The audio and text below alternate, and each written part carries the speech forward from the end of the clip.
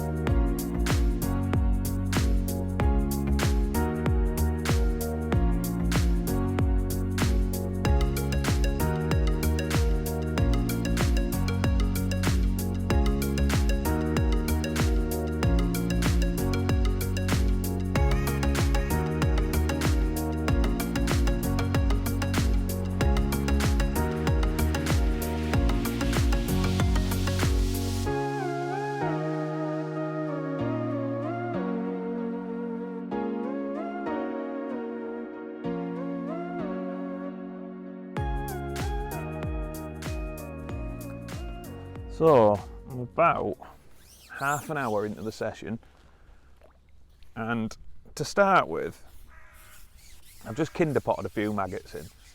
Fed a line to my right with some ground bait, like I said, that F1 dark and thatchers, and just a few maggots. And the other side, where I've started off, I've just gone straight in, kinder potting in sort of 25, 30 maggots at a time, and just seeing what's in my peg. The rig I've started off on is a 4x12 Chianti with a bulk sort of 18 inches from the hook, 3 number 11 droppers below it. That allows me to get my bait straight to the bottom and that last little bit fall naturally where I'm trying to concentrate my bait through that kinder pot.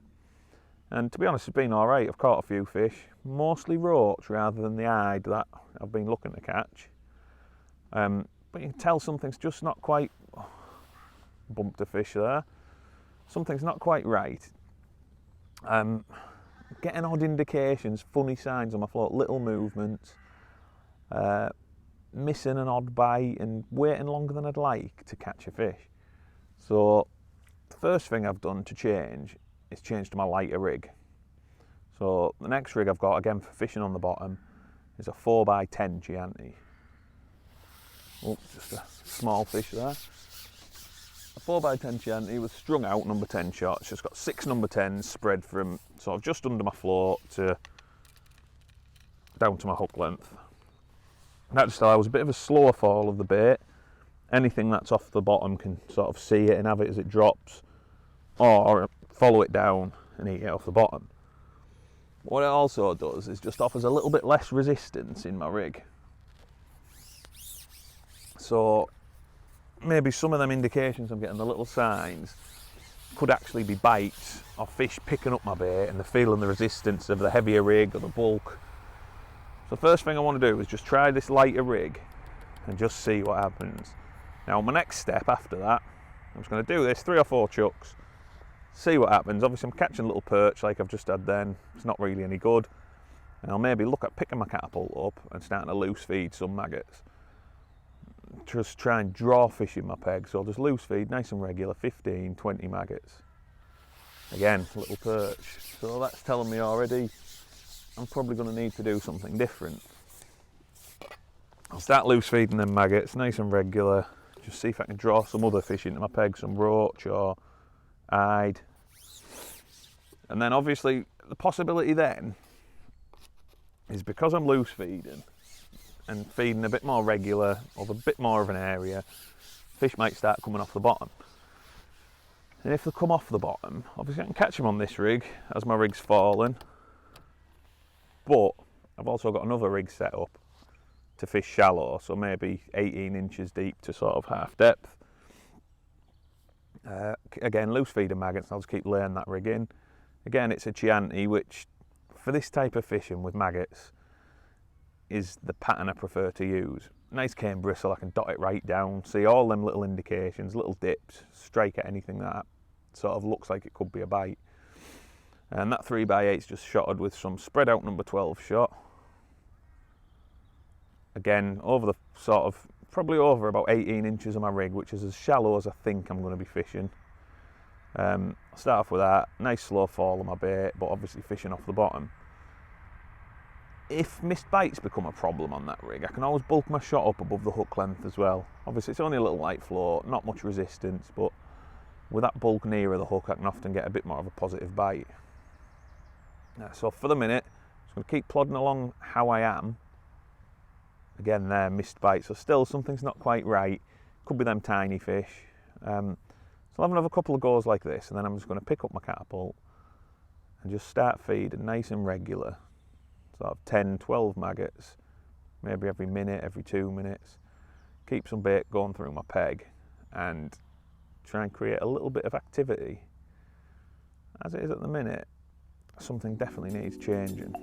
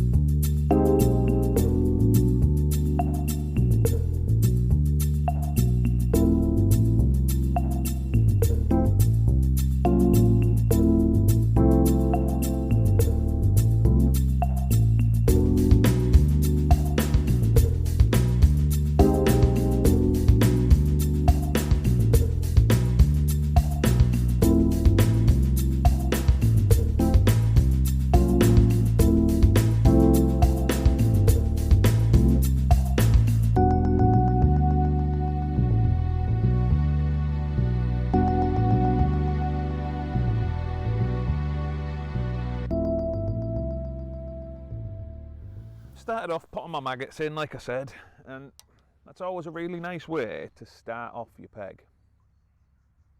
It just gives you an idea of what's in your peg. You're never going to sort of overdo it and ruin your peg straight away by fishing like that. But it's not the best way to draw fish into your peg. You're only really catching what's sort of already in the area. And it became obvious pretty quickly that it wasn't quite right. So after I've changed to potting maggots in that lighter rig, it still wasn't great. I was catching some little perch, I was getting an odd fish, but it wasn't brilliant. And I made a change now to loose feeding maggots with a catapult, and it's totally transformed my peg. I can't think of a better way of drawing fish into your peg than loose feeding with a catapult. It works brilliantly. But one thing that I have noticed, and something to always keep in mind, lovely hide there, doesn't take long to build a good weight with fish like that. One thing, like I was saying, one thing to always keep in mind is thinking about when you're feeding your bait. Obviously it's dead easy, ship out, lay your rig in, fire some maggots around it. But what's really, really noticeable today, and you've probably seen it with that fish I've just caught, is I can ship out, let my rig settle, and loose feed my maggots over the top. And that bait hitting the water gives me an instant reaction. I'm getting a really quick bite as my bait hits the water. Now, to sort of amplify that fact, I'm feeding my maggots in 2 goes. So I'm feeding sort of 10 or 12, wait, let my rig settle, it's just settled now, fire them over the top, and then I'm picking up the same amount again and doing that again. So I'm getting that noise twice around my float.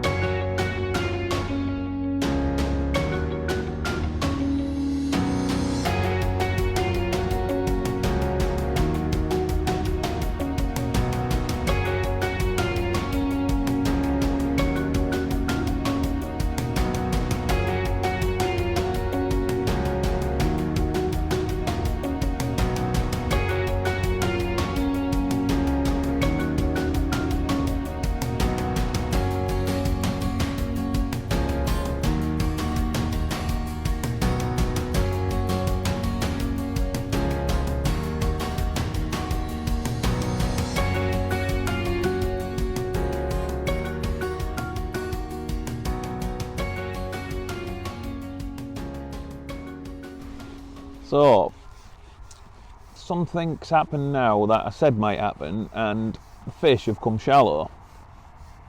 I've had a nice run on the bottom, like I mentioned earlier, just laying that light strung out rigging, loose feeding maggots over it after it's settled, and it's been really good, to be honest. Lots of hide, some roach, just loads and loads of bites.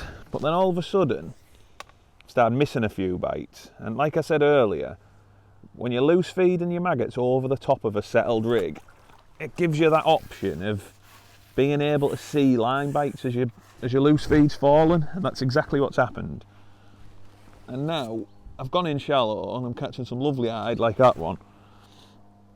There's nothing saying that they're going to stay there all day. I might catch 1, I might catch 5 or 6, and then have to go back on the bottom again. But they're a real weight booster because they're good quality fish and you catch them nice and quick. Now, I haven't really changed anything with my feeding. Still the same, just shipping out, laying my rig in, and just loose feeding them sort of 12 or 15 maggots over it twice. Can't really see any reason to change that because the fish have come shallow anyway. That's where they want to be. And that's the beauty of this approach, really. You keep loose feeding your maggots, and with them different rigs set up, you'll just catch them wherever they want to be. You can catch them. Oh, missed that one. You can catch them on the bottom if they're on the bottom. You can catch them on that nice light strung out rig through the water, catching fish on the drop, on the settle. And if the fish start really competing and want to come shallow, you've always got the option of picking up your shallow rig and trying to catch them there as well.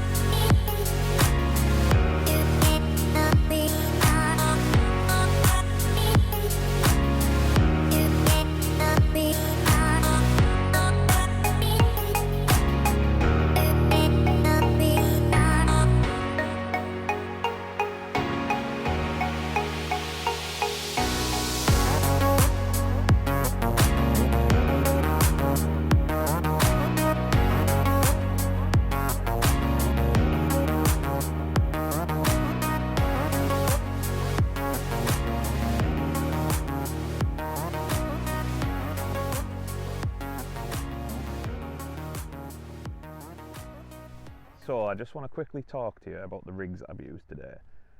I quickly touched on them earlier, but I just want to run through them again. First of all, I've got that 4x12 Chianti set up. I've got a bulk 18 inches from the hook and 3 number 11s spread out below it. My idea with that rig is that the bulk will take the bait past any tiny fish further up in the water quickly, and then the last little bit will drop nice and natural where I'm trying to concentrate my bait on the bottom, potting it in.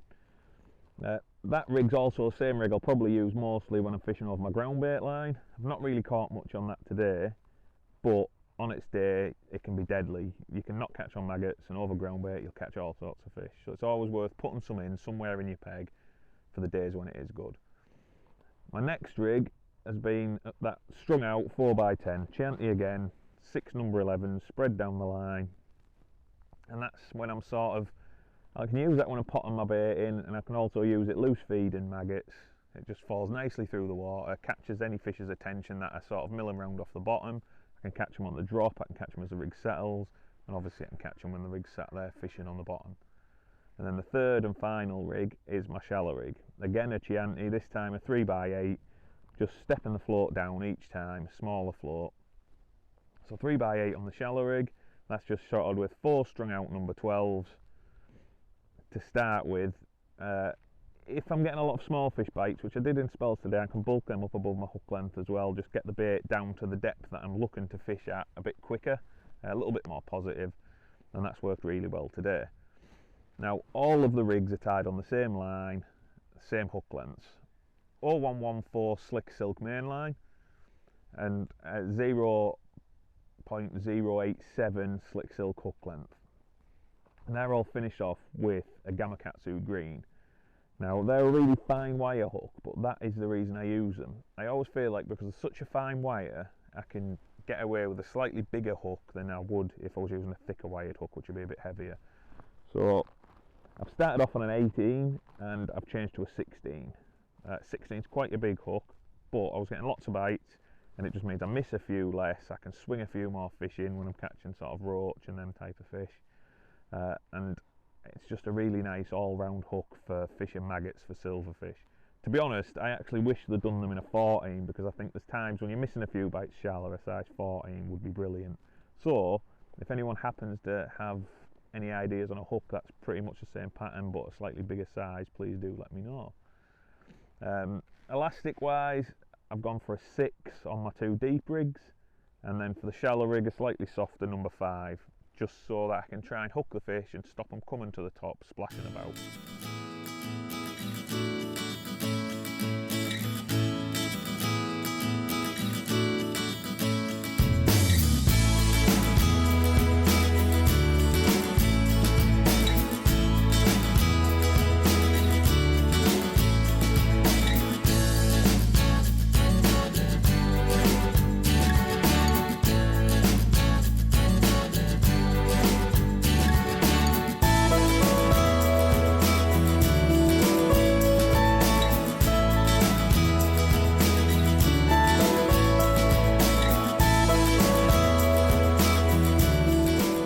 Well, another great day here at the Oaks, and thank you all for watching again. I've had a brilliant day's fishing. I've caught loads of fish, plenty of bites, and that's why I love these silverfish in winter. You always catch some fish, keeps you going, keeps you busy on a day when a lot of carp might not be feeding. If you've got any questions, then just leave them in the comments. I'll do my best to answer them, and if you haven't subscribed yet, then please do so, and I'll join you all again next time.